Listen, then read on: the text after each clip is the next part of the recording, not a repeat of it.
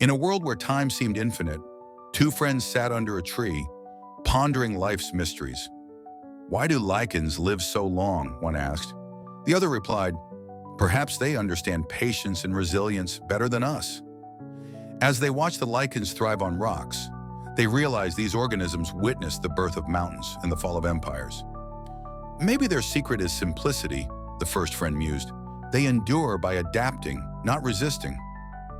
In that moment, they understood that life's essence lay in embracing change.